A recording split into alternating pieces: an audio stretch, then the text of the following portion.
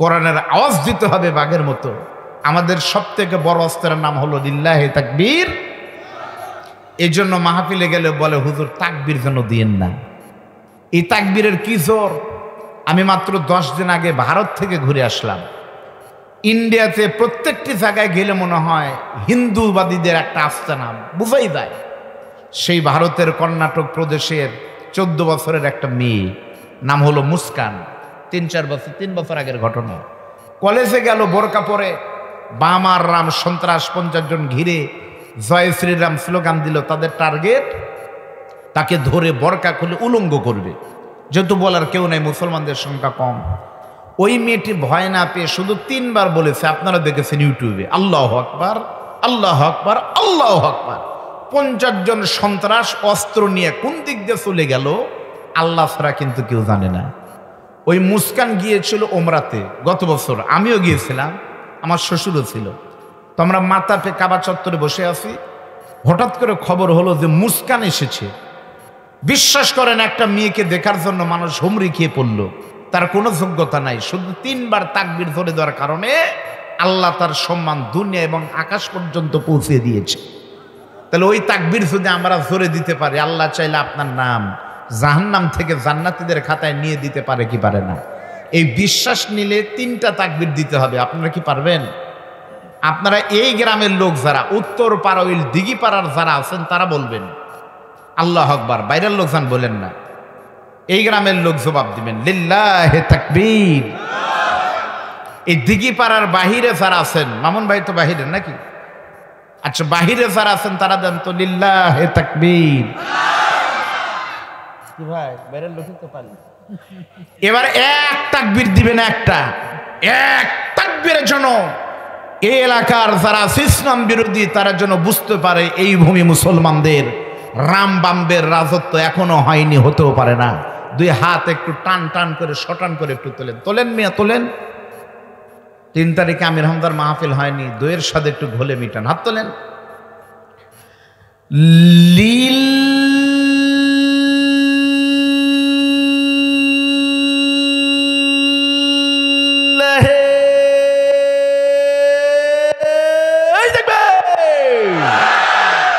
নারায়ে তাকবীর।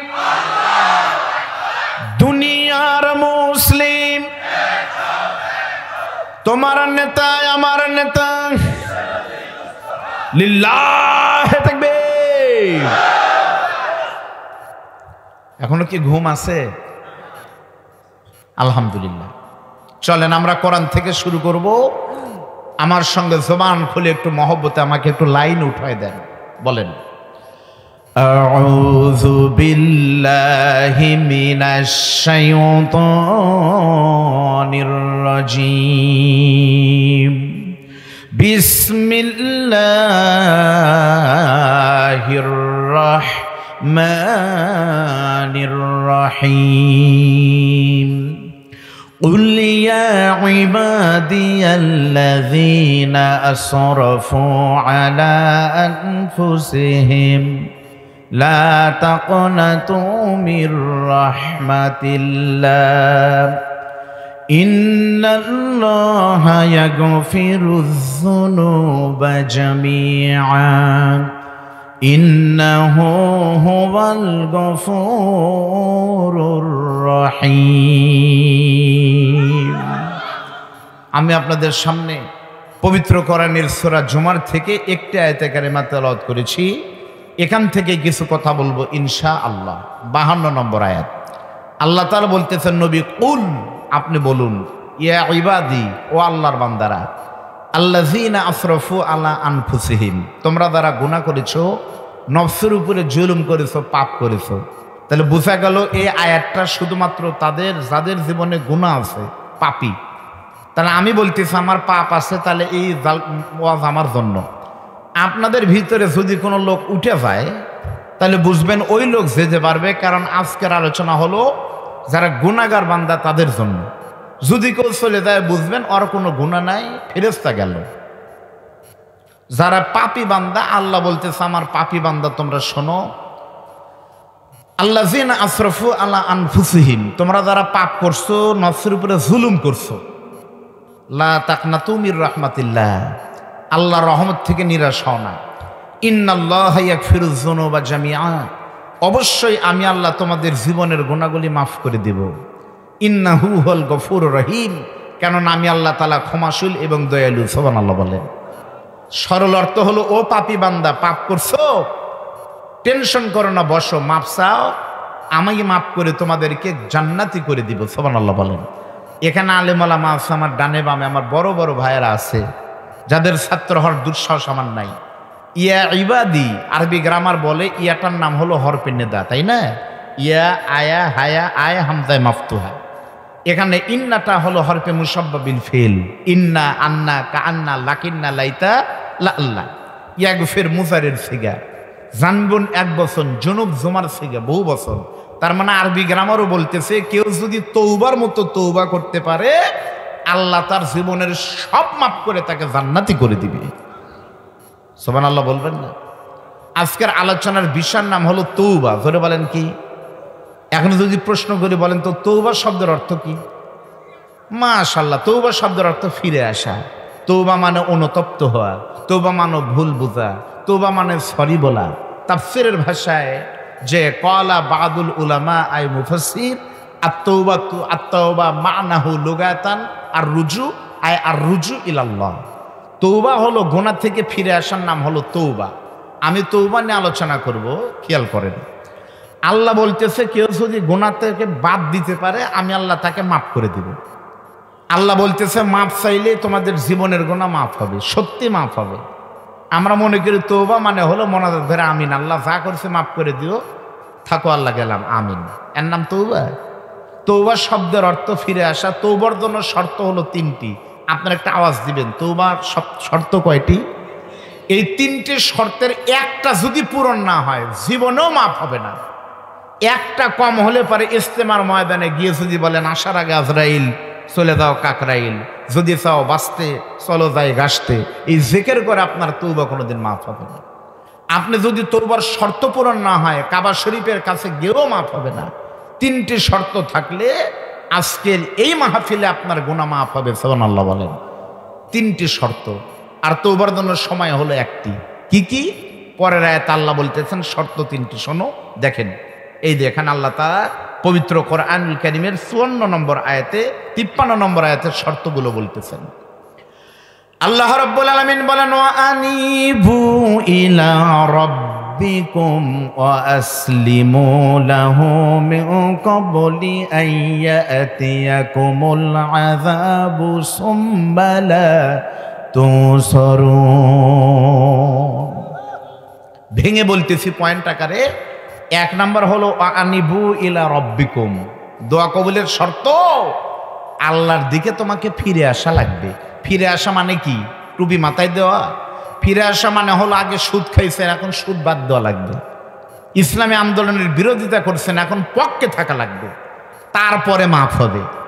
2 নম্বর শর্ত হলো গুনার কথা আল্লাহর কাছে খুলে বলা লাগবে, কার কি করছেন বলতে হবে। 3 নম্বর শর্ত হলো যে পাপ একবার করছেন ওই পাপ আর জীবনেও করা যাবে না। এই 3 শর্ত থাকা লাগবে। যদি হয় তাহলে মাফ হবে। বৃহস্পতিবারে ঘুষ খাবেন, শুক্রবারে মাফ চাবেন, জীবনেও হবে না। এতই সদা আমরা মনে করে হাত তুললে মাফ হবে। 3টা শর্ত থাকতে হবে। আর শর্তর পরে সময় হলো যখন পাপ করবেন তখন মাফ চাওয়া লাগবে। আর আমাদের বাংলাদেশের নিয়ম হলো ক্ষমতায় থাকতে পাপ করে, ক্ষমতা গেলে পরে মাফ চায়। যৌবনে পাপ করে, বুড়া হলে মাফ চায়। আমি নিজে প্রমাণ। আপনাদের দয়, আমি 2বার মক্কায় গেছি, আপনাদের দয়, আলহামদুলিল্লাহ। আল্লাহ যদি আমাকে আর জীবনে ভারত 2বার গেছি, কোনোদিন নাও নিয়ে যায়, আমার মন আর ভারতের জন্য কাঁদবে না। গেলাম না তোর ভারত, গেলাম না তোর আমেরিকায়, কিন্তু দোয়া চাই আল্লাহ যেন প্রত্যেক বছর সোনার মদিনায় আর মক্কায় আপনাদেরকেও কবুল করে বলেন আমিন। আমি গিয়ে দেখেছি ইন্দোনেশিয়ার নিয়ম হলো বিয়ের আগে হজ করতে হবে। মালয়েশিয়া যুবকরা হজ করে, আর বাংলাদেশের হজ করার নিয়ম হলো যখন লুচ্চমি, গুন্ডমি, ক্ষমতা কিছুই থাকবে না, মরার বছরখানেক আগে হজে যায়। এমন সময় হজে যায়, আমি অনেক লোককে জিজ্ঞাসা করছি, ভাই আপনি হজে যান না কে? বলে ভাই হজ করা সহজ, কিন্তু ধৈর্য রাখা লাগবি। তো ধৈর্য রাখা মানে কি? ধৈর্য মানে রাখা মানে লুচ্চমি করা যাবে না, ধৈর্য রাখা মানে হলো সুদ খাওয়া যাবে না, ধৈর্য রাখা মানে হলো আলেমদের বিরোধিতা করা যাবে না। এই মান্দার খবর নিয়ে দেখেন, নওগাঁর খবর নিয়ে দেখেন, ইসলামের বিরোধিতা যারা করে, কোরআনের মাহফিল যারা বন্ধ করে দেয়, তাদের নামের আগে শ্রী নাই, তাদের নামের আগে মোহাম্মদও আছে, হাজিও আছে, এরাই হলো টাটকা বেঈমান। ধরে বলেন কথা ঠিক না? শর্ত হলো তিনটির, সময় হলো যখন পাপ করব তখনই মাপ চাইবি। তাহলে বলেন শর্ত কয়টি? তিনটি। সময় কখন? হাদিস শরীফে আছে গড়গড়া ওঠার আগেই, তার মানে আজরাইল আসার আগেই মাপ। এই তিনটি শর্ত আর এই সময় যদি থাকে, আল্লাহর কসম করে বলতেছি, আজকের মাহফিলে যত বড় গুনাহগারী থাকেন, তওবার মতো তওবা করলে আজকেই আপনার গুনাহ মাফ হয়ে যাবে ইনশাআল্লাহ। চলেন এবার একটা সুন্দর ডকুমেন্টারি ভিডিও দেখাবো, আপনার আমার চোখের দিকে তাকায় থাকবেন। আমার বন্ধুগণ, তওবা শব্দের অর্থ হলো বিরত থাকা, ফিরে আসা। তওবার মতো তওবা করলে আল্লাহ অবশ্যই মাফ করে দিবে। দলিল বলবো, আপনাদের একটা হাদিস শোনাবো, তাহলে বুঝতে পারবেন কেমনে মাফ হবে। প্রখ্যাত মুহাদ্দিস, প্রখ্যাত মুফাসসিরের নাম হলো ফকিহ আবুল্লাহ সামরকান্দি রহমাতুল্লাহ আলাইহি বর্ণনা করেন, এখন থেকে ১৫০০ বছর আগে একদিন সকালবেলা আল্লাহ নবীর জান্নাতি ১০ জন সাহাবীকে আরবিতে বলা হয় আশারায়ে মুবাশশারা, সেরা ১০ জন। এই ১০ জনের ভিতরে আবার শ্রেষ্ঠ ৪ জনকে বলা হয় খোলাফায়ে রাশিদিন। এই ৪ জনের ভিতরে আবার প্রথম নম্বর হলেন আবু বকর, আর নবীর দ্বিতীয় নম্বর জান্নাতি সাহাবী নাম হলো আমিরুল মুমিনিন হযরত ওমর। আপনারা বলেন তো, হযরত ওমর আল্লাহ নবীর জান্নাতি সাহাবীদের ভিতরে কত নম্বর সাহাবী? জোরে বলেন। ২ নম্বর। কেমনে বুঝলেন ২? নবী বলেছেন সহিহ হাদিস, ক্বালান নবী সাল্লাল্লাহু আলাইহি ওয়াসাল্লাম আরহামু উম্মতি বি উম্মতি আবু বকর ওয়া আশাদ্দুহুম ফি আমরিল্লাহিল উমর ওয়া আসতাকুহুম হায়াআন উসমান ওয়া আখদাহুম আলী। তাহলে বলেন তো হযরত ওমর কয় নম্বর? আরো জোরে বলেন। আপনারা বললেন ঠিক, কিন্তু আপনাদের নিয়ত ভালো কিন্তু পদ্ধতি খারাপ। এক লোক দেখতেছে তার শ্বশুরের গায়ে মশা পড়ছে, মানে মুরব্বী বাবা এটি বারবার সরাই দিচ্ছে, কি পড়ছে এটি?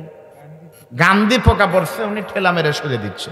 ওনার নিয়ত ভালো, পদ্ধতিও ভালো, কিন্তু আমার এখানে যদি গান্ধী পোকা পড়ে, মুরব্বী যদি মনে করে হুজুরে গান্ধী পোকা খাবি রে, গান্ধীর এত বড় সাহস, এ কথা বলে একটা আমের ডালে না যদি একটি বাড়ি মারে।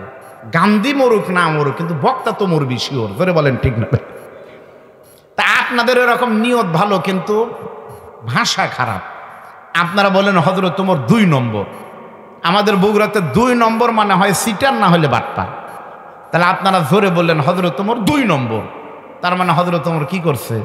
আমের টাকা বাকি আছে, বলতে হবে ২য় নম্বর। জোরে বলেন কত নম্বর? ২ আর ২য়র ভিতর পার্থক্য কি? এটা আমার এখানে বসে আছে কোন মুরব্বী যেন আমার সাথে দেখা করতে গেছে, যে আমাকে বলতেছে হুজুর আপনি কি বদরুল হুজুরের জামাই আজকেই আব্দুল হান্নান ভাইয়ের বাড়িতে? আমি বললাম হ্যাঁ। আমাকে বলতেছে আপনি ওনার কয় নম্বর জামাই?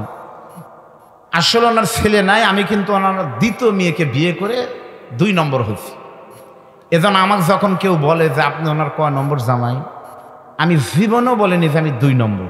আমি তখন বলি বাবাজি হুজুরের তো ছেলে নাই, আমি ওনার ২য় জামাই। তার মানে ২ নম্বর আর ২য়র ভিতর পার্থক্য। তাহলে বলেন তো হযরত ওমর নবীর কয় নম্বর সাহাবী? আল্লাহ নবীর ২য় নম্বর জান্নাতি সাহাবীর নাম হলো হযরত ওমর। সকালবেলা হযরত ওমর যখন আল্লাহ নবীর সঙ্গে দেখা করার জন্য রওনা দিছে, আস্তে আস্তে যেতে যেতে হযরত ওমর খেয়াল করে দেখতেছে রাস্তার মাঝখানে একটা যুবক মানুষ হাউমাউ করে কাঁদতেছে আর চোখের পানি ফেলায় কাঁদতেছে। রাস্তার মাঝখানে একটা যুবক কাঁদতেছে।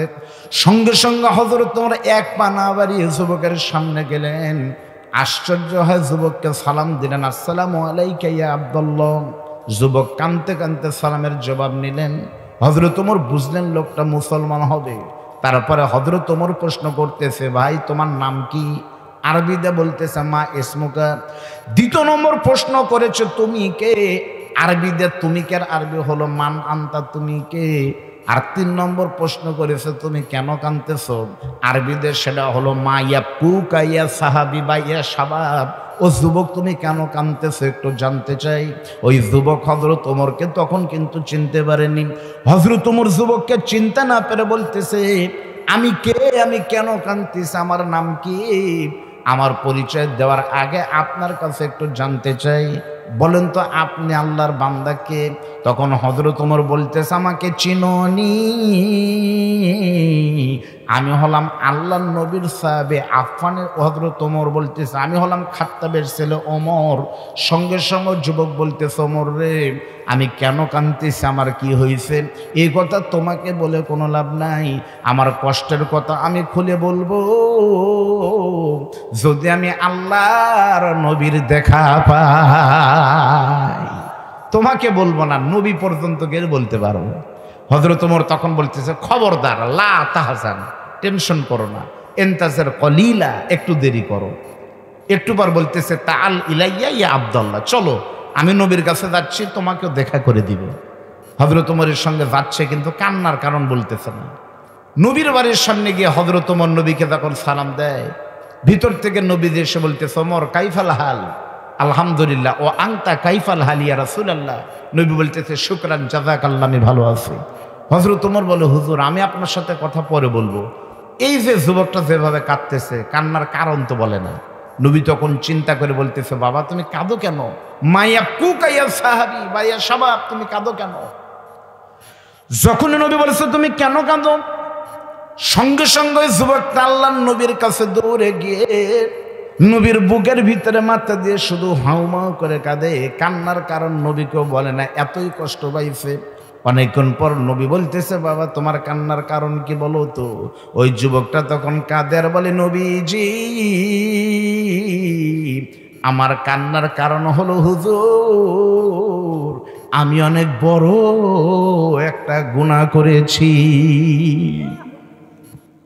কি বলছে হুজুর? আমার কান্নার কারণ আমি অনেক বড় একটা গুনাহ করছি। আমি কিন্তু আপনারা বলেন না, আমি আপনাদের বলতে বলতেছি, বলেন সুবহানাল্লাহ। আপনারা বলবেন, হুজুর গুনাহ করে কোনোদিন সুবহানাল্লাহ হয়? আমি কেন বলতে বললাম? এটা কিন্তু সুবহানাল্লাহ বলছে, গুনার সুবহানাল্লাহ না। সুবহানাল্লাহ হলো ওই আল্লাহর বান্দা গুনাহ করছে, কেউ কিন্তু দেখেও নি, ধরাও পড়েনি, একা একা নিজের থেকে অনুতপ্ত হয়ে অনুশোচনা করে তওবা করে বলতেছে, হুজুর আমি অনেক বড় পাপ করছি, এই জন্য সুবহানাল্লাহ। আর আমার বাংলাদেশের নবীর উম্মতেরা কি নিজের থেকে ধরা দেয়?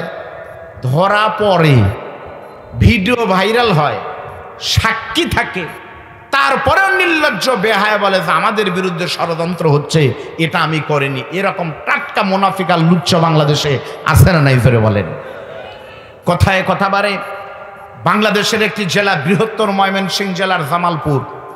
জামালপুরের ডিসি মানে কি, নওগাঁর ডিসি মানে কি, ডিসি স্যার চাইলে নওগাঁ সব তছনছ করে দিতে পারবে, এত পাওয়ার। জামালপুরের ডিসি সাহেব তার অফিসে একটা মেয়ে নিয়োগ দিল, একটা মেয়ে সুন্দরী, 1 টাকাও নেয়নি, স্বচ্ছ নিয়োগ দিল। তাকে বলছে যে তোমার কোনো কাজ নাই, তোমার কাজ হলো তুমি শুধু আমার টেবিলের পাশে দাঁড়ায় থাকবে, ফাইল লাগাই দিবে, আর আমার বিশেষ সেবিকা তুমি।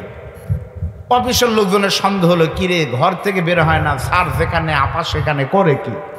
সিসি ক্যামেরা গোপনে লাগাইছে, শুক্রবার অফিস বন্ধ, ওই সময় সে সিসি ক্যামেরা লাগাই গেছে, দেখি স্যার কি করে। রবিবারে বিকালে দেখে, হ্যাঁ জালে বড় বড় রুই মাছ বেঁধে গেছে। সিসি ক্যামেরা ওপেন করে দেখেন স্যার আর ম্যাডাম দুইজনের গায়ে কাপড় নাই। তারপরে যা হর হয়েছে মনে নাই? রুমে ছিল এসি, গোপনে ছিল সিসি। হাইরে বেচারা ডিসি, জাতি সপ্তাহখানেক করলো সিসি, এরপরে ভুলে গেছে। ওই ডিসি এসে মুসি হয়নি, ওই মানে ডিসি এসে চামার হয়নি অথবা ভ্যানালা হয়নি, হয়তো গোপনে গোপনে গোপনে ওই ডিসি কোনো সরকারের উচ্চ পদস্থ কোনো মন্ত্রণালয়ে গিয়ে হয়তো বড় বড় সচিব হয়েছে। আর এই রকম নাস্তিক বেঈমান লুচ্চা গুন্ডারা যদি রাষ্ট্রের কোনো কর্ণধার হয়, ওই রাষ্ট্র আল্লাহর রহমত আর গজব, ইসলামের বিরোধিতা এরাই করবে, এটাই স্বাভাবিক। জোরে বলেন কথা ঠিক না বেটে?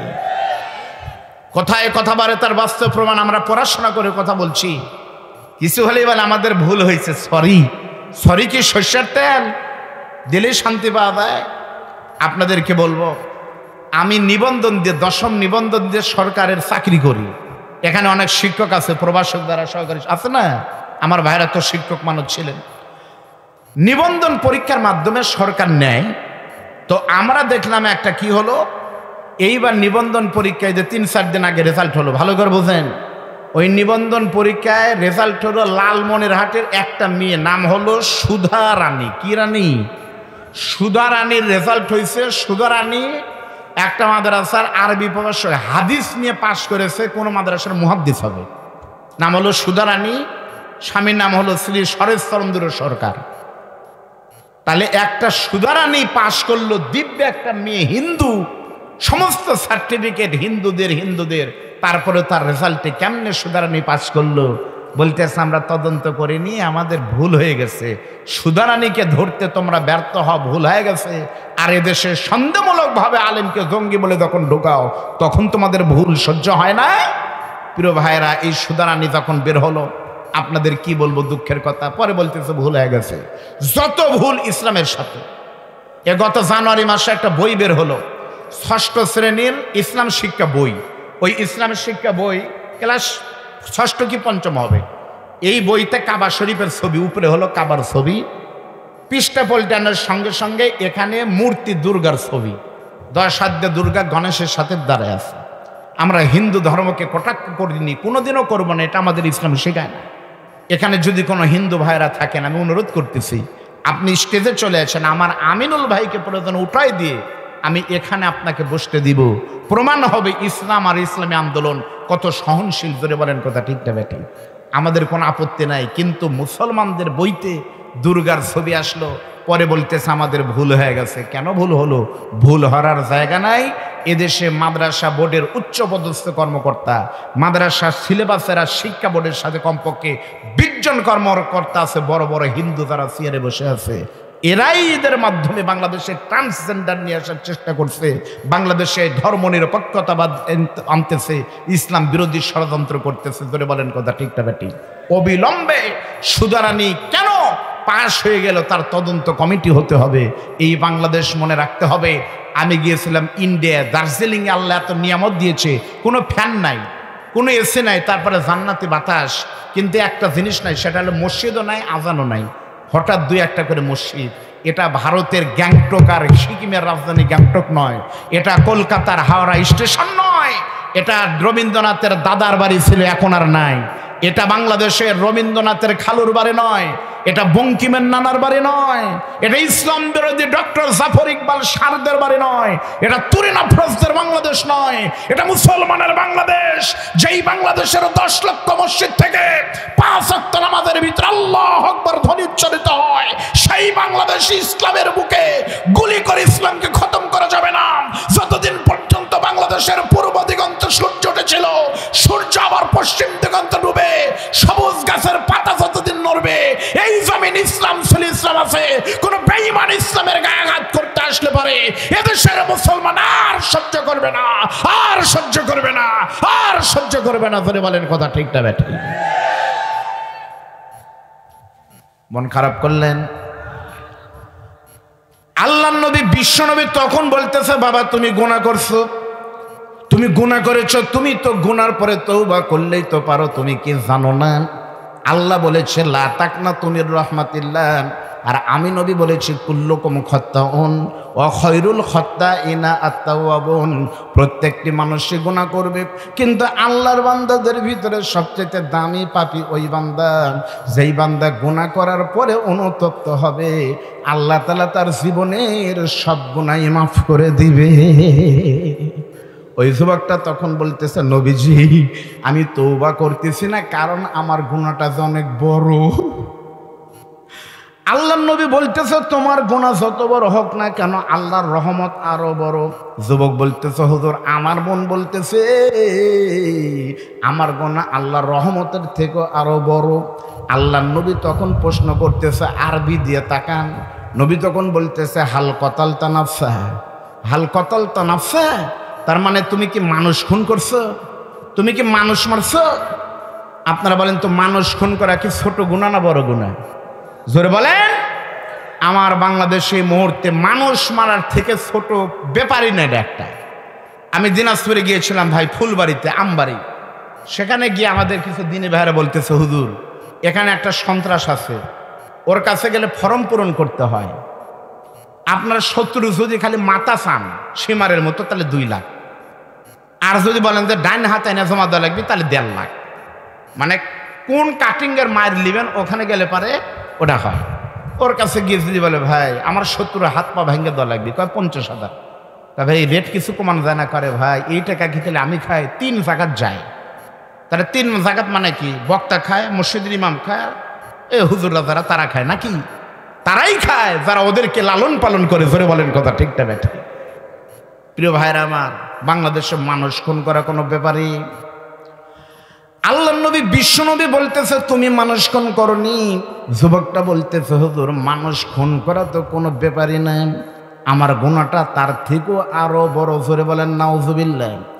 আল্লাহর নবী যখন শুনতেছে মানুষ খুনের থেকেও বড় গুনাহ, তারপর নবী চিন্তা করতেছে খুনের থেকে আর একটা গুনাহ আছে সবচেয়ে বড় গুনাহ। নবী বলতেছে তাহলে কি তুমি ওই কাম করছো নাকি? কি? তখন বলতেছে হাল আশরাকতা বিল্লাহ। হাদিস বলতেছি কিন্তু গল্প নয়। নবী বলতেছে হাল আশরাকতা বিল্লাহ, তার মানে কি তুমি শিরক করছো নাকি? আপনারা কিন্তু শিরকের খবর জানেন। শিরকটা কি?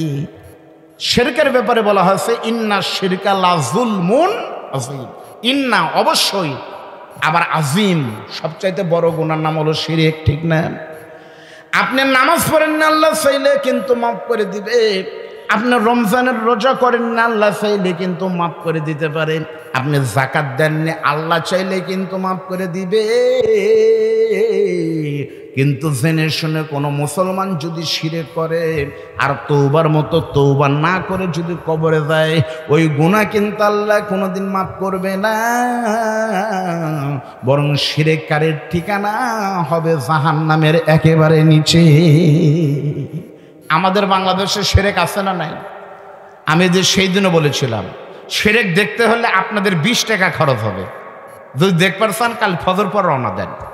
এই মান্দা দিয়ে গেছিলাম, এই দিক দিয়ে ঘাট করে হয় ভিতর দিয়ে গিয়ে নিয়ামতপুরের ভিতরে। নিয়ামতপুরে আমার মাহফিল ছিল চকশিতে, একটা জায়গা আছে চকশিতে। চকশিতে যেতে আমার গাড়ির সামনে আমি বসে আছি ভাই, তখন আমি দেখলাম গাড়ি চলতে চলতে গাড়ির লাইটটা গিয়ে লাগলো একটা গাছের উপরে। গাছের উপরে লাগার পর দেখি বড় বড় কি যেন ঝুলতেছে। আমার সন্দেহ কিরে কিরে আম ঝুলি এত বড় তো না, লাউ ঝুলবে সবুজ, এগুলো লাল লাল ঝুলতেছে, নীল কালো, এগুলো আবার কি রং।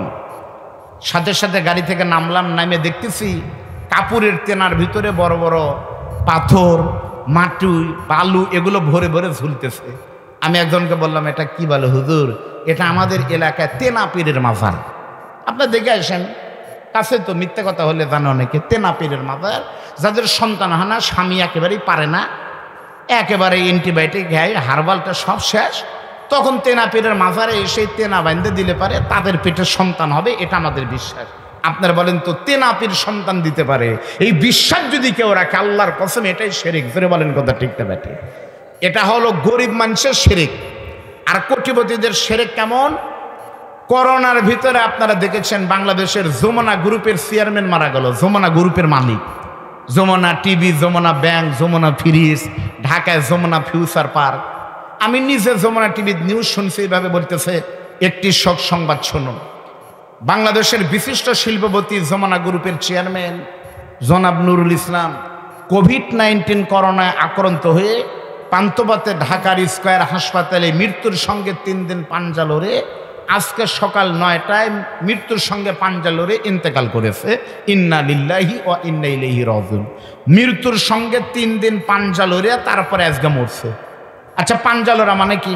দেখি বাবা একটা হাত দেন তো এখানে। এর নাম হলো পাঞ্জালরা। মুরব্বী পারে না হুজুর পারে? কে পারে? উনি নিচে আমি উপরে। এর নাম হলো পাঞ্জালরা, শক্তির লড়াই। তাহলে মৃত্যুর সঙ্গে পাঞ্জালরা মানে হলো আজরাইলের সাথে মারামারি। শনিবার থেকে সেই মারামারি, আজরাইলের 2 জায়গা ফাইটে সেই অবস্থা। রবিবারে আজরাইল পেরে মায়ের খাসিলই, সোমবারের দিন আল্লাহ আরো 300 ফেরেশতা পাঠায় ওই শয়তানে মারলো। এর নাম হলো মৃত্যুর সঙ্গে 3 দিন পাঞ্জা লইরে মোরা। এ কথা কি শিরকের গুনাহ না? আমাদের বাংলাদেশে আপনারা দেখেছেন, বাংলাদেশ না পৃথিবীর বড় বড় দেশের রাষ্ট্রপ্রধানরা বলেছে করোনার টিকা দিয়ে করোনা ভালো হবে না। জাস্টিন ট্রুডো সম্ভবত কোন দেশের প্রধানমন্ত্রী? অস্ট্রেলিয়া না কানাডা? কানাডার প্রধানমন্ত্রী জাস্টিন ট্রুডো খ্রিস্টান, শূকরের গোশত খাওয়া তার ঈমান হলো। ওই দেশের মুসলমানদেরকে ধরে নিয়ে গিয়ে পুলিশ দিয়ে গ্রেপ্তার করে মসজিদে নিয়ে গেছে। যা বলছে করোনা যতদিন ভালো না হবে মসজিদেই থাকবেন, আপনাদের বেতন দেওয়া হবে, মসজিদে থাকেন, কারণ করোনা আল্লাহ ভালো না করলে ভালো আর হবে না। তাহলে খ্রিস্টানের বিশ্বাস করো না আল্লাহ ভালো করবে, আর আমার বাংলাদেশে 7.5 কেজি ওজনের নেতা গায়ের গোস্ত নাই, কথা বের হচ্ছে না, সেই নেতা অহংকার করে বলতেছে করোনা মোকাবেলায় আমরা প্রস্তুত। মোকাবেলা মানে কি?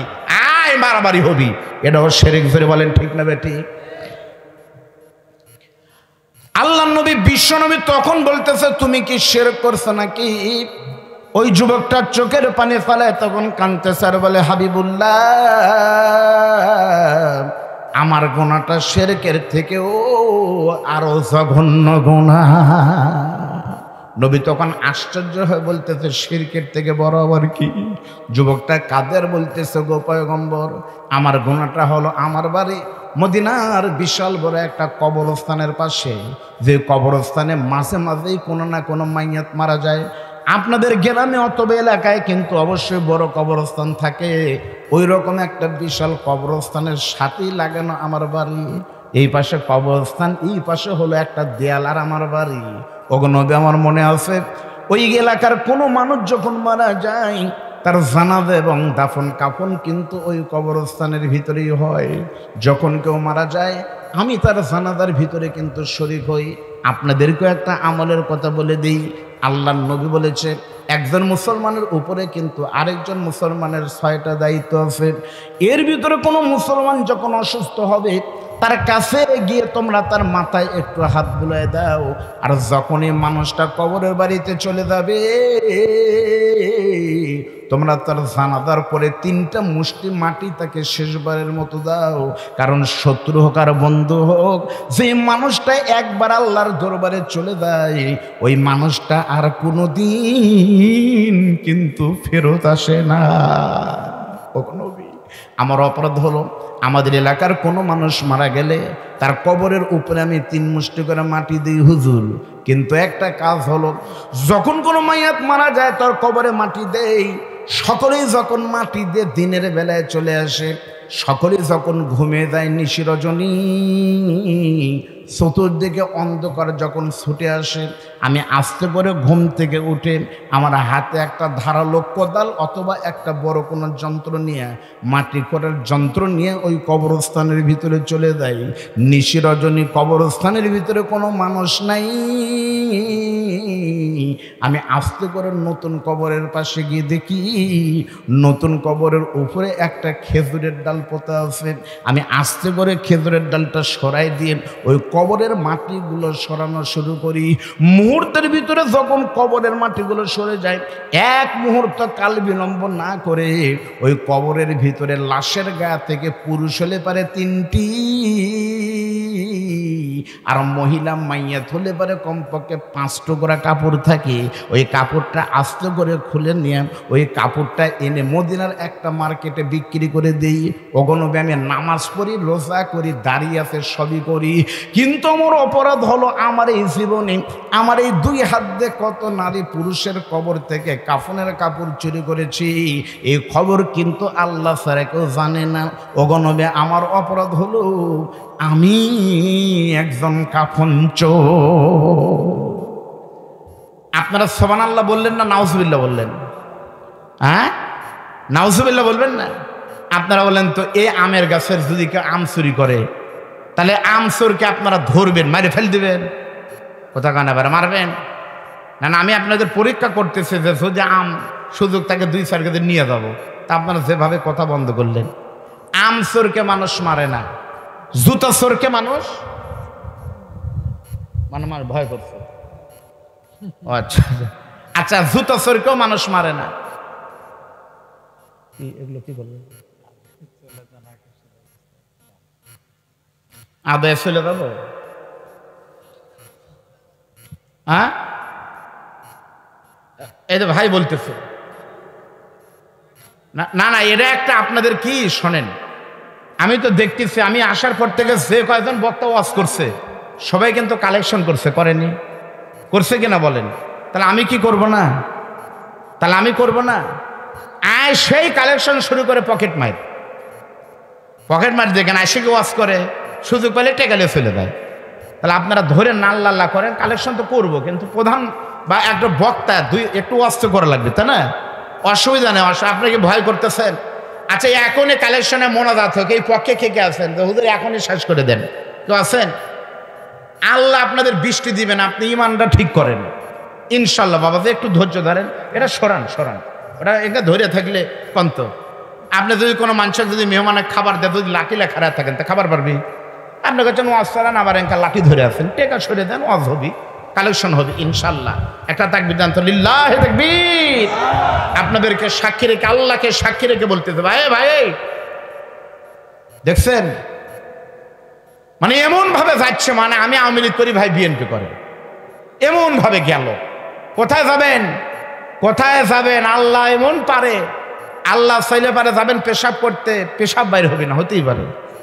এমন হতে পারে ভ্যান নিয়ে এসেছেন, যাই দেখবেন ভ্যান চাকা নষ্ট, আপনার মন খারাপ করতেছেন মাত্র কয়েক মিনিট, সুন্দর একটা পরিবেশ ছিল, সুন্দর একটা পরিবেশ আছে, নষ্ট করবেন কি জন্য? শোনেন, আপনার স্টেজে কোনো কথা বলেন না তো ভাই, কোনো কথা থাকলে আপনি আমাকে বলেন। লিল্লাহি তাকবীর। খেয়াল করেন আমার দিকে। ওগো আল্লাহর নবী, বিশ্বনবী, আমার জীবনে আমি কত কাফনের কাপড় চুরি করে বিক্রি করেছি, এই খবর কিন্তু আমাদের কাছে নাই। আপনারা বলেন তো, কাফনের চোর সবচাইতে বড় চোর, কিন্তু তার থেকে বড় চোর আমাদের বাংলাদেশে আছে না নাই? জোরে বলেন নাই? আপনাদেরকে বুঝলে ইশারা ইঙ্গিতে বলা লাগবে, বাবা ডাইরেক্ট বললে বিপদে পড়ে যাবো। আমি আপনাদের ওই যে আমার ওয়াজের ভিতরে বলেছিলাম যে আমার মনে আছে, আমার মাহফিল এখন থেকে আরো বছর 5 আগে মাহফিল ছিল দিনের বেলা মাহফিল ছিল রানী শঙ্কল ঠাকুরগাঁও, আর রাতের বেলা মাহফিল ছিল হরিপুর ঠাকুরগাঁও। তখন তো আমার চাকরি ছিল না। রাতের বেলা কুষ্টিয়া থেকে মাহফিল করে এসে বাড়িতে বউকে বললাম, বউ তাড়াতাড়ি করে আমি ঘুমালাম, তুমি আমাকে সকাল 8টার ভিতরে কিন্তু ডাক দিও। আমি ঘুমায় গেছি দরজা বন্ধ করে, বইয়ের মনেই নাই দিনের মাহফিলের কথা। হঠাৎ করে জায়গা পেয়ে দেখি 9:30 বাজে। লাভ দুইটা গোসল টোসল করে বের হলাম, সাথের ছেলেটাকে নিয়ে না খেয়ে বইয়ের উপর রাগ করে বাড়ালাম। ড্রাইভার বলতেছে, হুজুর ক্ষুধা লাগছে, কি করা যায়? বললাম গাড়ি লাগাও। হোটেল আকবরিয়া বগুড়াতে গিয়ে গাড়ি লাগানোর পর নাস্তা করে যখন উঠছি, আমি আমার গাড়িতে কিন্তু, বক্তাদের গাড়িতে কিন্তু বালিশ আর কম্বল থাকে, ওখানে দেওয়া হয় ঘুম। আমি পিছনে ঘুমাবো। আমি আমার ড্রাইভারকে বললাম গাড়ি চালাও। সাথের সফর সঙ্গে আমার এক ভাতিজা, ওকে বললাম যে তুমি ড্রাইভারের সাথে গল্প করো, রাতের বেলা ঘুম নাই, যদি বাইদে দেয়। গাড়ি দিব্যি যাচ্ছে রংপুরের দিকে, হাঁ করে। বগুড়া মহাস্থানগড় পার হয়ে মোকামতলার পরে যখনই গাড়ি যাচ্ছে গোবিন্দগঞ্জ ঢুকবে, এমন সময় আমার ভাতিজা লাভ দুটো বলতেছে, কাকা। তখন আমি নিশ্চিত যে হঠাৎ করে ডাক দিলে হয় অ্যাক্সিডেন্ট হয়েছে, অথবা হয়তো পুলিশ ধরেছে, সার্জেন্ট ধরেছে। কিন্তু তাকে দেখি পুলিশও নাই, অ্যাক্সিডেন্টও নাই, ডাকলি কেন? আমার ভাতিজা তখন বলতেছে, চাচা পত্রিকার ভিতরে দিছে মরা মানুষ চাউল খায়, পত্রিকা দিছে মরা মানুষ চাউল খায়। আমি বললাম, কেমনে মরা মানুষ চাউল খায়? আর যদি খায় তুমি ঘুম থেকে ডাক দিয়ে আমাকে বলা লাগবে? এমন রাগ করলাম, মন খারাপ করে আর কথা বলে না। আমি আবারও ঘুমানোর চেষ্টা করতেছি, কিন্তু ঘুম ধরে না, মনের ভিতরে খালি খুতুর খাতুর হয়, কি মরা মানুষ কেমনে চাউল খায়? আমি বললাম, দেখি কি ঘটনা। আসল ঘটনা হলো, আমাদের পাবনার ভাঙ্গুড়া উপজেলার এক ইউনিয়নের এক নেতা ক্ষমতার দাপটে 2008 সাল থেকে যত লোক এলাকায় মারা গেছে, প্রত্যেকটা মরা মানুষের নামের চাউল, বয়স্ক ভাতারা মরে গেছে, ওদের কার্ডের টেকাতে লুইকাই খায়। তখন এলাকার মানুষ কয় যে, কে রে? সকিনা বেগম। কয় চাল নাকাল তুলে লাগালো, মারা গেছে 12 সালে। তার 12 সালে মারা গেছে, 24 সালে তার চাউল বাংলাদেশে উঠতেছে। যারা মরা মানুষের চাউল তুলে খায়, জনগণের হক মারে, এরা কাফন চোরের চাইতে বড় চোর। ধরে বলেন কথা ঠিক না ব্যাটে? এখন চোরের মায়েরই বড় গলা। আমি আল্লাহকে সাক্ষী রেখে বলতে পারি, কোরআন শরীফ আমার মাথায় নিয়ে বলতে পারবো, এই মিডিয়ার মাধ্যমে সারা পৃথিবী লক্ষ লক্ষ ভিউ হয়ে গেছে। 2 দিন আগে আপনাদের এখানে আমরা শ্বশুর জামাই বক্তব্য দিয়েছিলাম, সেই বক্তব্য একটা কাটিং 1 মিলিয়ন, তার মানে 10 লক্ষ মানুষ একদিনের ভিতর দেখেছে। কি মনে করছেন পারইলের মাহফিলকে কয়েক লোক দেখবে? 3 দিন পর বুঝতে পারবেন কত লক্ষ মানুষ দেখেছে। এটাও কিন্তু ইসলামের প্রচার। প্রিয় ভাইরা, আমার মনে আছে, আমি চ্যালেঞ্জ দিয়ে বলতে পারি, মুফতি আমির হামজা 3 বছর জেল খেটে আসলো। আমির হামজাকে আমি চিনি, আমির হামজা আমার ছোট ভাই, একই বিশ্ববিদ্যালয়ে পাশাপাশি ডিপার্টমেন্টে আমরা পড়াশোনা করেছি। ওর মিসেস আমার ডিপার্টমেন্টের ছোট বোন। আমির হামজার অপরাধ হলো, আমির হামজা নওগাঁ ওয়াজ করেছিল, সে ওয়াজ শুনে সিরাজগঞ্জের এক আধা পাগলা কাশি হাতে নিয়ে গেছিল সংসদ ভবন ভাঙ্গার জন্য। কাশি নিয়ে সংসদ ভবন ভাঙবে। ওই পাগল বলছে আমির হামজার ওয়াজ শুনে আমার ভালো লাগছে, এই জন্য আসছি। এই অপরাধে আমির হামজা 3 বছর জেল খাটলো, জঙ্গি সন্ত্রাস বানানো হলো। জঙ্গি কেন? আমার বিশ্বাস তার বুদ্ধি হওয়ার পর থেকে কোনো নারীর গায়ে কেন হাত, কেন বাংলাদেশের কোন আলেম লুচ্ছমিত দূরের কথা, কোন যতগুলো অপরাধ করা হয়েছে কোন অপরাধের সাথে সাথে সম্পৃক্ত নয়। ফেরে বলেন কথা ঠিক না ব্যাটি? তারপরে এখন তদন্ত হচ্ছে। এখন এদের সেদিন বলতেছে মামুনুল হকের বউ আসলেই ঠিক। তো বউ এখন ঠিক বলে লাভ কি? 3 বছর কোথায় গেল? একজন আবার বলতেছে না, আমির হামজা সাহেব আসলে ভুল করেনি, ছোট মানুষ, তারটা ঠিক, এখন বুঝতে পারছি। বুঝতে পারলি বেটা আজকে 3 বছরের হিসাব দিয়ে। এই জন্য শুনেছিলাম বনের ভিতরে রাজা হুকুম দিচ্ছে, এই বনে যতগুলো বাঘ আছে মানে সবগুলোকে তোমরা ধরো। বাঘ না, সবগুলো তোমরা ভাল্লুককে ধরো। ভাল্লুকের দেখা দেখে আরেকটা প্রাণী দৌড় মারতেছে, তোমরা দৌড়ায় কেন? বলতেছে ভাই আমি দেখতে ভাল্লুকের মতোই, যদি একবার গ্রেপ্তার হয় আমি যে ভাল্লুক না অন্য প্রাণী, এরা তদন্ত করতে 3 বছর লাগবে। ঠিক না ভাই? ঠিক বলেন আপনারা? চোরের মায়ের বড় গলা। এই বাংলাদেশের যুবকেরা, এই যুবকেরা ঠিকঠাক বলতেছে, তার মানে যুবক আছে বোঝা যায়। এই বাংলাদেশের যুবকরা চেনে একটা যুবক টিকটক করে, নাম হলো টিকটকার মামুন, প্রিন্স মামুন বলা হয়। আর তার মিসেস নয়, একটা মেয়ের সাথে বসবাস করে, নাম হলো লায়লা। মায়ের বয়স। ওই লায়লা আর প্রিন্স মামুন বিয়ে ছাড়া 2022 সাল থেকে এক ঘরে এক খাটে এক তোষকের উপরে লেপের নিচে ঘুমায়।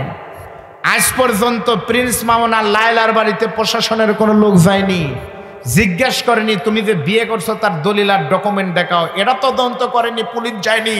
তদন্ত হচ্ছে মামুনুল হকের বউ আসল কিনা। এখান থেকে বোঝা যায় বাংলাদেশ আলেমের প্রতি নির্যাতন এই দেশের নয়, বরং দিল্লির প্রেসক্রিপশন অনুযায়ী হচ্ছে। করে বলেন কথা ঠিক না বেটি?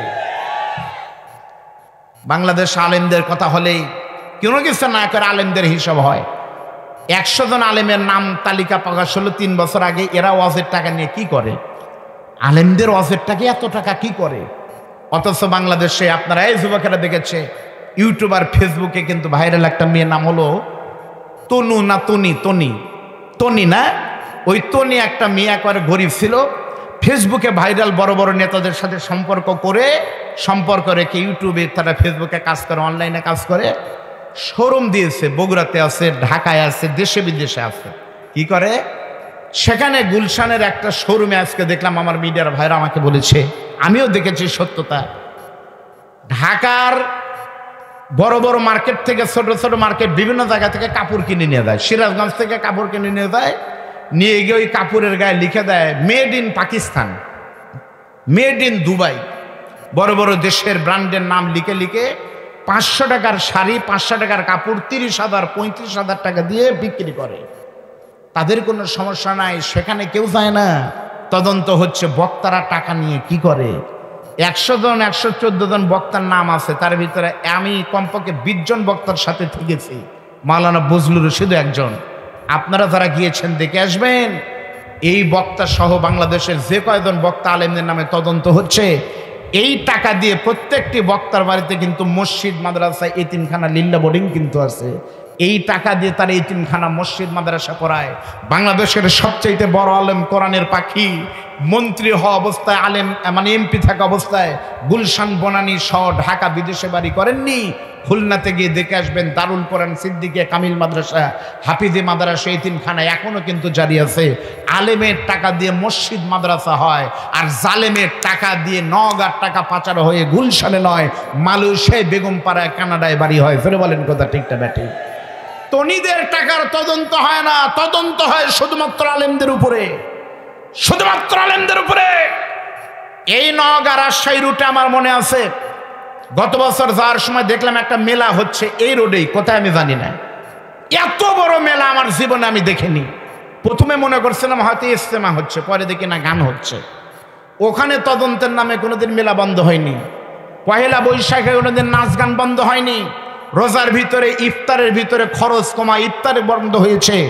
কিন্তু পহেলা বৈশাখে কিশোরগঞ্জের 17 কিলোমিটার রাস্তা 9 কোটি টাকা দিয়ে রং করা হলো, এরা অপচয় হয়নি। যত তদন্তকালী হুজুরদের, যত তদন্তকালী হুজুরদের। আর আমরা শালার পাগলা হুজুর নিজেরাই কামড়াকামড়ি করতেছি।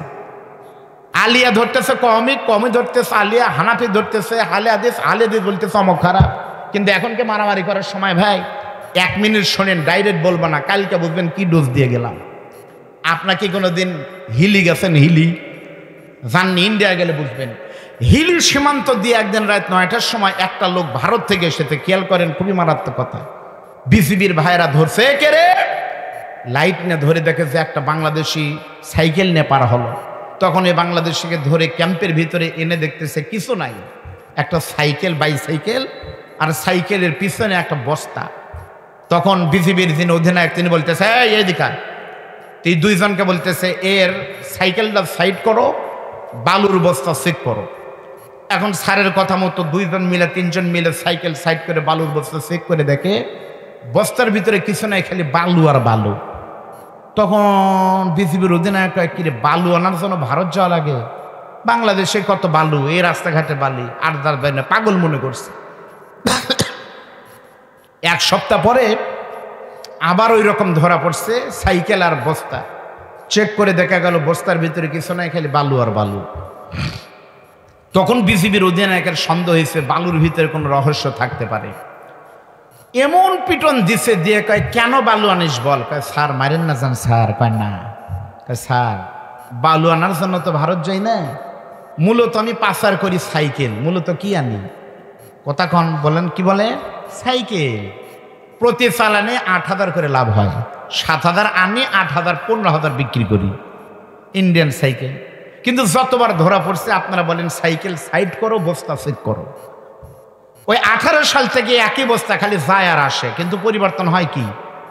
সাইকেল। আর আপনারা সাইড করেন সাইকেল, বস্তাটাই চেক করেন। তে বাংলাদেশে পরিমণি, নায়িকা, গায়িকা এরা হলো বস্তা। ধরা পড়লো কে রে? কয় পরিমণি। অমুক নেতার সাথে কে রে? পরিমণি। সব জায়গায় পরিমণি, অপু, নায়িকাদের ঠেলাঠেলি করে লাভ নাই। দেখতে হবে বস্তা নয় বরং সাইকেল কারা। কারা বাংলাদেশে মদের চালান বিক্রি করে, কাদের ইশারায় মাহফিল বন্ধ হয়, কারা বাংলাদেশে ইসলামী আন্দোলনের বিরোধিতা করে, নায়িকা গায়িকাদের প্রমোট করে, কাদের ইশারায় জাহাঙ্গীরনগর বিশ্ববিদ্যালয়ে 100 দর্শনের সেঞ্চুরি করে কেক কাটা হয়, এদের খবর কেউ নেয় না। যত কথা খালি বালুর বস্তা নিয়ে। জোরে বলেন কথা ঠিক না বেঠিক? আসল জায়গায় হাত দেন। ওগাল্লা নবী, বিশ্বনবী, আমার অপরাধ হলো আমি কাফনের কাপড় চুরি করেছি, কিন্তু আমার জীবনের গত রাত্রে একটা মারাত্মক ঘটনা ঘটে গেছে। আমাদের এলাকার সবচেয়ে সুন্দরী উর্বশী তরুণী তন্নি 14 বছর 15 বছরের একটা কিশোরী মেয়ে মারা গেছে। ওই মেয়েটিকে যখনই কবরস্থ করে সকলে চলে গেছে, আমি রাতের বেলায় যখনই মেয়েটির কবরের কাছে গিয়েছি হুজুর, কবরের কাছে গিয়ে কবর যখন দিন্ন বিদন্ন করেছি, রাতের বেলা মেয়েটির কবরের ভিতরে তাকায় দেখি অন্ধকার রজনী। ওই কবরের ভিতরে কিছু দেখা যায় না। রাতের বেলায় কবরের ভিতরে তাকায় দেখি হুজুর, মেয়েটির কবরের ভিতরে এইরকম একটা জিনিস পড়ে আছে। তখন আমি কাল ক্ষেপণ না করে মেয়েটির শরীর থেকে 5 টুকরা কাপড় খুলে নিয়ে যখন রওনা দিব, এমন সময় আমাকে শয়তান বলতেছে, দাঁড়াও, ইন্তজার কলিলা, একটু দেরি করো, তুমি শুধু কাফনের কাপড় চুরি করে নিয়ে চলে দাও। কিন্তু তুমি কি জানো এই মেয়েটি কত সুন্দরী? এই মেয়েটি কিন্তু যেন তেন কোনো কিশোরী নয়। এই মেয়েটিকে পাবার জন্য কত যুবক হাত বাড়িয়ে দিয়েছে, কিন্তু ধরতে পারেনি। কারণ মেয়েটি ইসলাম মানে 5 ওয়াক্ত সালাত পড়ে, কোনোদিন তার সতীত্ব কেউ দেখতে পায়নি। মেয়েটা পর্দা মেনটেন করে চলে। তুমি যদি চাও মেয়েটিকে আজকে কিন্তু অনেক কিছু করতে পারবে। হুজুর, আমি তখন শয়তানের ধোঁকায় পড়ে আমার হাতের লাইটটা যখন মেয়েটির বুকের উপরে ধরেছি, মুহূর্তের ভিতরে মেয়েটির সুন্দর দেহ দেখে, বড় বড় কেশ দেখে মনে হচ্ছে রাজকন্যা খাটের উপরে শুয়ে আছে। ওই মেয়েটির বডি আর চেহারা দেখে নিজেকে ধরে রাখতে পারিনি। আমি তখন নিজের অস্তিত্ব ভুলে গিয়ে ওই কবরের ভিতরে ওই মৃত লাশের সঙ্গে মেয়েটির সঙ্গে আমি জেনা করেছি।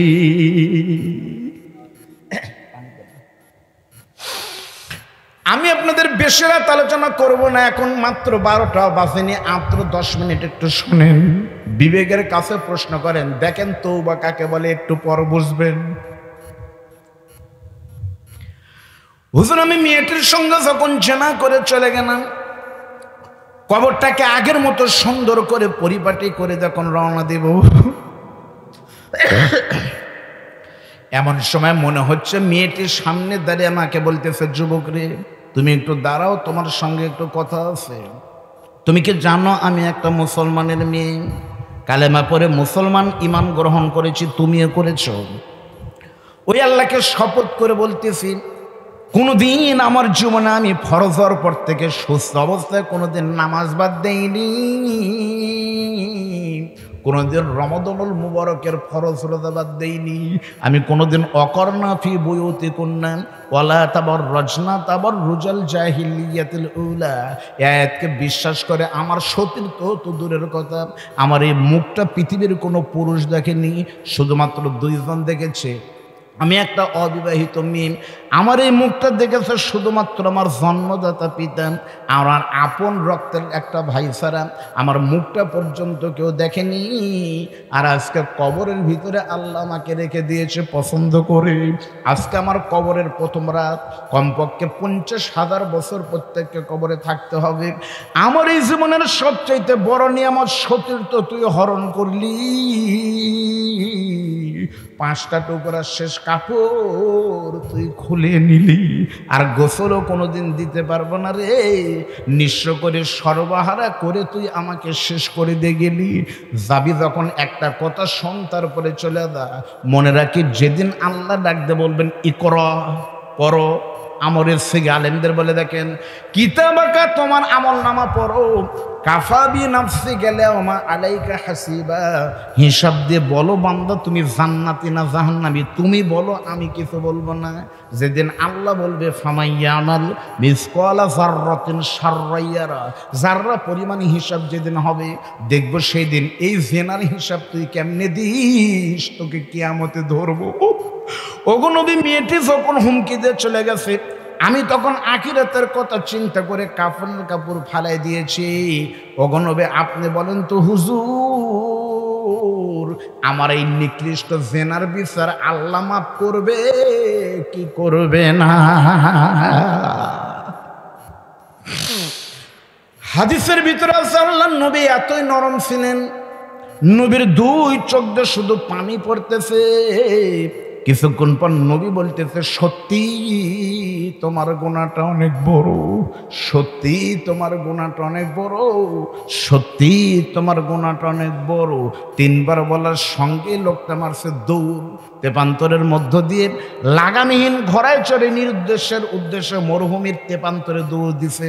কারণ লোকটা জানে নবী হলো শরীয়ত প্রণেতা, নবী আঙুলের ইশারা করলে সাপ 2 টুকরা হয়, নবী হ্যাঁ বললে সেটাই হালাল হয়, নবী না বললে সেটা শরীয়তে হারাম হয়। নবী যদি খালি একবার বলে তোমার মাফ হবে না, তাহলে আপিলের দরজা বন্ধ হয়ে যাবে। এজন্য নবী না বলার আগেই লোকটা দৌড় দিছে। হাদিস শরীফের ভিতরে আছে 15 দিন চলে গেল যুবকটা ফিরেনি, 20 দিন চলে গেল যুবকটা আসেনি, 30 দিন চলে গেল যুবকটা ফিরে নাই, 40 দিনের মাথায় সকালবেলা জিবরাইল রুহুল আমিন এসে বলতেছে, নবীজি আপনার কি মনে আছে ওই যুবকের কথা? এখন থেকে 40 দিন আগে লাশের সাথে জেনা করেছিল, বলেন তো ওই যুবকটা কোন জায়গায়? নবী তখন বলতেছে, আল্লাহু আলাম, 40 দিনের খবর, আগের খবর আল্লাহ ভালো জানে। এখান থেকে বোঝা গেল গায়েবের খবর জানে একমাত্র আল্লাহ, নবীকে না জানালে নবী জানে না। আর 1500 বছর পরে আল্লাহ জানানোর দরকার নাই। আমাদের বাংলাদেশের খাজা বাবারা খবর আল্লাহকেই দেয়, ডিবি পুলিশ হয়ে আসরে, বলেন ঠিক না বেটি? এরাই আল্লাহ খবর দেয়। আমাদের বাংলাদেশের কত পীর গোপন খবর জানে না? আপনি বলবেন হুজুরের একটা কথা হলো, আমি বগুড়ায় থাকি, বৈশাখের শেষ বৃহস্পতিবারে বগুড়া মহাস্থান করে ভাই আমিনুল ভাই কমপক্ষে 6 ট্রাক গাঁজা খাইছে, 6 ট্রাক। খাচ্চার বলতেছে সিদ্ধি খেলে বুদ্ধি বাড়ে, মারো টান, হো বাবা হো বাবা হো বাবা। সমানে বলতেছে হু, গন্ধ বাড়াছে, পিছনে দেখে বাড়ায় গেছে গু।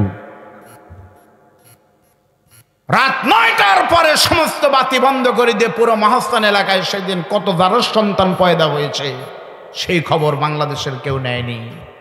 জানে সেখানে জেনা হবে, জানে সেখানে মারেফতের নামে ধর্ষণ হবে, ইসলাম বিরোধী কাজ হবে, গাঁজা ইয়াবা বাবা খাবে। তারপরও শতাব্দীর স্বাক্ষর প্রাচীন ঐতিহ্য বাংলাদেশের, নাচ গান ঢোবলা ডুগডুগি বাংলাদেশের ঐতিহ্য মনে করে প্রশাসন এটা বন্ধ করে না। ওখানে গাঁজার আসর চলে, জেনা হবে, জানার পরেও বন্ধ হয় না। কুষ্টিয়া, একই কুষ্টিয়া লালন সার মাজারে লালন উৎসব হয় প্রত্যেক বছর 1 মাস করে, রাষ্ট্র পৃষ্ঠপোষকতা করে লালন উৎসব হয়, বন্ধ হয় না। বন্ধ হয় কুষ্টিয়ার সন্তান মুফতি আমির হামজার মাহফিল করে। বলেন কথা ঠিক না বেঠিক?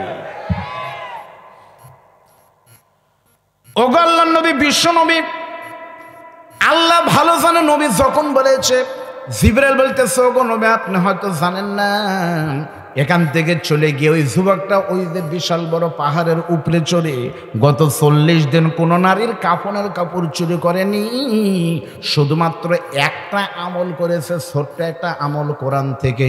ওই ছোট্ট একটা আমল কোরআন থেকে করার কারণে আমার আল্লাহ খুশি হয়ে 40 দিন আগে যুবকটা ছিল জাহান্নামী, আর এই মুহূর্তে আল্লাহ আমাকে খবর দিছে লাশের সাথে জেনা করার পরেও, শত শত লাশের কাফনের কাপড় চুরি করার পরেও আমার আল্লাহ শুধু একটা তওবার মতো আর একটা ছোট্ট কোরআনের আয়াতকে মানার কারণে ওই যুবকের জিন্দেগির সব গুনাহ মাফ করে তাকে জান্নাতি করে দিয়েছে। লিল্লাহে তাকবীর। তাহলে একটা আমলের কারণে যদি এত বড় পাপীর গুনাহ মাফ হয়, আর আমি যদি এই আমলের কথা এখন বলে আপনাদের নিয়ে দোয়া করি, আপনাদের কি বিশ্বাস আপনার 22 আর 50 বছরের গুনাহ আল্লাহ মাফ করবে না? সত্যি আমার মন বলতেছে, আল্লাহর মন এখন ভালো আছে ভাই, তাহাজ্জুদ শুরু হয়ে যাবে। এই মুহূর্তে সারা পৃথিবী থেকে হজের দিকে লোক যাচ্ছে আমার আল্লাহর রহমতের দিকে। আমরা মাত্র 5 মিনিট পরে এই কথাটা বলবো, আমলটা কি না শুনে কি যাবেন? একটা লোকও কিন্তু উঠেন নাই। দেখেন আবহাওয়া কিন্তু সুন্দর হয়ে গেছে, কারণ আমরা গোলামি করতেছি। গোলামি, আমরা মালিকের নাম কি? আল্লাহ আমাদের অপমান করবে না, বিশ্বাস না? 10 মিনিট থাকেন, আমি আপনাদের সামনে অবশ্যই বলবো। তার আগে আমার মনেই নাই আজকের মাহফিলের যতগুলো বক্তা ছিল আজ কিন্তু শুনিয়েছি, কিন্তু কোনো বক্তাই কিন্তু মহিলাদের কোনো আলোচনাই কিন্তু করেননি। করছে ভাই? তাহলে মা বোনেরা চিন্তা করবে, কোনো বক্তাই আমাদের ওয়াজ করলো না। এর জন্য 10 মিনিটের ভিতরে মাত্র 5টা মিনিট একটু আমি মহিলাদের ওয়াজ করব। এখন হয়তো কোনো পুরুষ মানুষ উঠে বলবে, তাহলে 5 মিনিট আমরা ঘুরে আসি, এখন মহিলাদের ওয়াজ হবে। আপনি উঠতে পারবেন সেই লোক যার মা নাই, মেয়ে নাই, বউ নাই, মানে মেয়ের সাথে কোনো সম্পর্ক নাই, এমন লোক ছাড়া কেউ উঠার সাহস করবেন না। মনোযোগ দিয়ে শোনেন, আমি আপনাদের সামনে মায়ের ওয়াজ করব মাত্র 5 মিনিট। তার আগে একটু আপনাদের কাছে শুনতে চাই, আপনারা বলেন তো ভাই, মহিলা মানুষ কয় প্রকার বলতে পারবেন? না পারলে আপনারা বলবেন জানা নাই। জোরে বলেন জানা, আরো জোরে কন। এইবার আমি আপনাদের সামনে প্রমাণ করে দিব, মহিলা মানুষ কিন্তু মোট 4 প্রকার। প্রথম প্রকার হলো, আপনাদের ভিতরে যদি কারো মেয়ে থাকে, মেয়েটা যদি ছোট থাকে, 5 বছর, 7 বছর, 9 বছর, 10 পর্যন্ত, তারপরে কিন্তু আর চলবে না। 4 বছর, 5 বছরের কোনো মেয়ে থাকে, বলেন তো আপনার মেয়ে যখন ছোট থাকবে, মেয়ের সম্পর্ক বাপের সাথে বেশি হয় নাকি মায়ের সাথে? এই যে আমার ভাইয়েরা বলছে বাপের সাথে, সত্যি কিন্তু আমায়, তাই আমার বাড়িতে তার প্রমাণ। আল্লাহ আমাকে একটা ছেলেও দিয়েছে, একটা মেয়েও দিয়েছে। আমার মেয়ের বয়স হলো 7 বছর, ছেলের বয়স হলো 3.5 বছর। বিশ্বাস করেন, আজকে দুপুর বেলার ঘটনা, আমার ছেলেকে মাঝখানে নিয়ে ওর মা এক পাশে, আমি এক পাশে, আমি আর ওর মা একসাথে বলতেছে, বাবা একটা চুমু দাও তো বাবা। বিশ্বাস করেন, আমার মনে আছে এখন পর্যন্ত আমার ছেলে কোনোদিন কিন্তু মা বাদ দেয় আমার গালে কোনোদিন চুমু দেয়নি, কিন্তু আমার মেয়েকে যতবার বলেছে মামনি বলো তো কি ভালো, আমার মেয়ে কিন্তু ইঙ্গিত দিয়ে হলেও কিন্তু বলে বাবা ভালো। সত্যি কিন্তু বাবাই ভালো। আমি দেখেছি মাহফিল করে যখন বাড়িতে যাই, মেয়ের কাছে সর সঙ্গে সঙ্গে কেমনে পাগলি বুঝতে পারে জানি না, মেয়েটা মাথা কিন্তু বাপের বুকের উপরে দেয়। তখন আমি বুঝতে পেরেছি সত্যি মেয়ে মানুষ 4 প্রকার। যেই মেয়েটা আপনার বুকের উপরে মাথা দিয়ে ঘুমায় বন্ধু, সেটাই কিন্তু আপনার কন্যা। যেই মেয়েটা আপনার পাশের বালিশে ঘুমাচ্ছে বড় ভাই, সেটাই কিন্তু আপনার বিবি। যেই মেয়েটা আপনার পাশের রুমে ঘুমাচ্ছে, সেটাই কিন্তু আপনার বোন। আর পারইল দিঘিপাড়া মাহফিল থেকে যাওয়া পর্যন্ত, রাত 12টা পর্যন্ত আপনি খাননি জন্য যে মেয়েটি খাবে না, জগতে ওই দরদি আপনার মা। সব জিনিসের পরিবর্তন হয়, বিশ্বাস করে। বক্তার পরিবর্তে কিন্তু বক্তা পাওয়া যায়, এমপির পরিবর্তে এমপি আসে, বউ মারা গেলে বউয়ের পরিবর্তে কিন্তু বউ আসে। কিন্তু মা দুঃখিনী বাবার গায়ে যদি একবার কাফনের কাপড় চড়ে, মা বাবার ডুপ্লিকেট পৃথিবীতে হয় না। মনে রাখবেন, পাহাড় যত বড়ই হোক আকাশের নিচে, নদীতে মাছ যত বড়ই হোক পানির নিচে, আর আপনি সন্তান যত বড় হন, আপনার জান্নাত কিন্তু আপনার পায়ের মায়ের পায়ের নিচে। এই যে গরমের ভিতরে